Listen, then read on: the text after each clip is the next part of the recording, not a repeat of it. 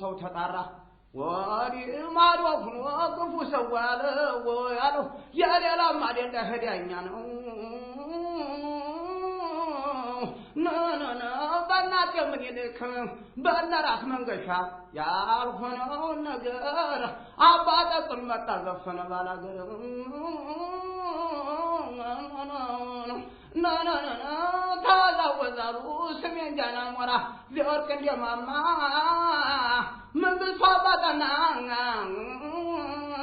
ሐራባ ነጋዴም ከህም ቢሰማን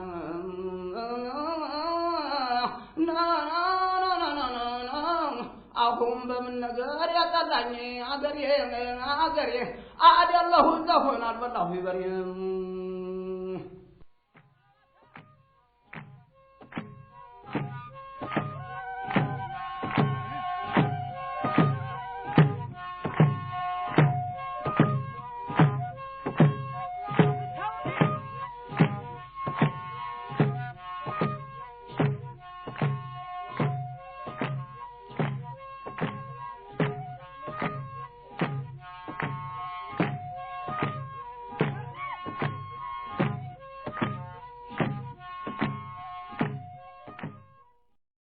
Deal out of him. He was an extremely well-read and highly civilized young man. And then, up at Oxford, I happened to have a very good tutor in English literature, who was unfortunately killed in the war, Tiddy. Then after that, I had this extraordinary fortune to meet a great many of the ablest people of my time. I mean, all the Bloomsbury people like Maynard Keynes and Clive Bell and Vanessa and Virginia Woolf, Russell I met then, and D.H. Lawrence. And this was a sort of liberal education to me. And Roger Fry was whom was very kind to me, and from whom I certainly learned a great deal about art, for example. Roger Fry, I think, remains a very good art critic. I mean, he had extraordinary sensibility and immense knowledge and enthusiasm, and was a good, genuinely good man, as well as being immensely charming and interesting. And then Clive Bell, he was always extremely stimulating, very kind to me. From them I learned a great deal about art, which I really didn't know anything about at all before. They sort of introduced me to modern art, to post-impressionism and cubism and so on. Keynes I knew less well, but he was always fascinating. He had this immense range of knowledge and would come out with these curious or rather elliptical remarks about things. He was always very, very fascinating character. All this was an immensely educative thing, and this was all at the house of Lady Ottiline Murrell, where I met. I lived there for a year or so during the First World War. Are there, in your opinion, any writers who will survive and will be read? Actually, I think the most exciting people that I read as an undergraduate and just afterwards were French writers. I got sort of my introduction to French literature at that time. I read Proust when he first came out in 1914, Du Côté de chez Swann. Then I read the French poets then. Mallarmé made an immense impression upon me, and still does. I'm still very fond of him. And Rimbaud made an immense impression on me then. No one author has had very great influence over me. I get things out of all reasonably good authors, and even out of some bad authors that I read. I used to get a lot out of Proust. I reread some of it the other day and was rather disappointed. I don't know why. It didn't seem to me that I read the last volume, Le Temps Retrouvé.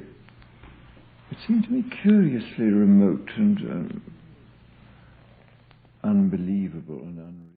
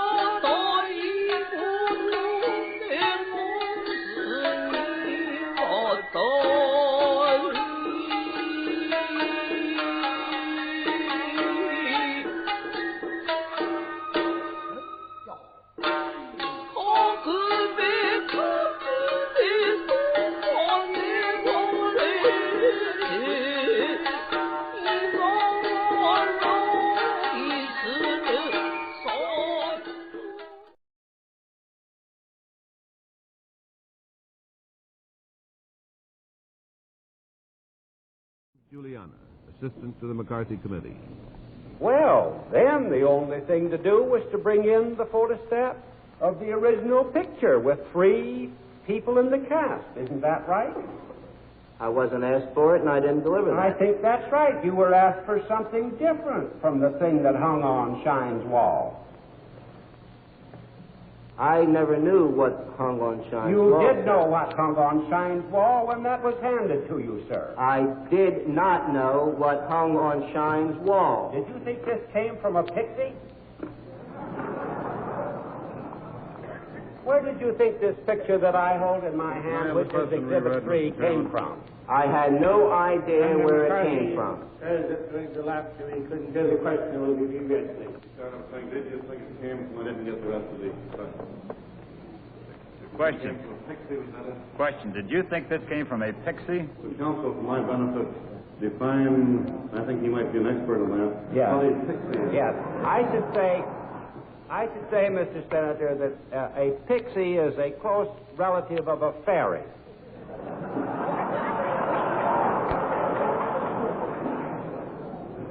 Shall I proceed, sir? Have I enlightened you? As I said, I think you might be an authority on what a pixie is. Counsel may proceed. Mr. Cohn, you have spoken of that picture as representing Mr. Stevens smiling at Shine. Do you look at it now with me? Why don't we have a quote right up here? That's good enough. Let's even have a close of it. Well, let's have it there. That's good enough. Mr. Welch, may I confess to a slight case of nearsightedness here, and I hope that's not nearsightedness in connection with my duties, but it is when it comes to these things. I'd like to have that right up here. I think you have betrayed some nearsightedness. Have it as close as you would like. Very good. Mr. Welch, I might say here again, I'll be very glad to answer your questions here. I don't think I'm quite as clever as you are, and I'm afraid I'm not going to be able to answer your quips. Oh, Mr. Cohn. My question now is this. You have referred to that picture as showing Mr. Secretary Stevens smiling at Dave Shine. Are you now close enough to the picture so that you would like to qualify that statement? Sir, I will accept your characterization of the picture. It's a grim smile on Stevens' face. I accept it. If you want to call Mr. Stevens' smile a grim smile, sir, I fully accept what you say. They are facing each other. Their eyes are meeting. They are looking at each other. And if the smile is grim or it isn't grim, I know not, sir. Not too fast, Mr. Cohn. Not too fast. Yes. Mr. Stevens is looking to his right, isn't he? Well, sir, Isn't he just looking? You can answer that one easily. Well...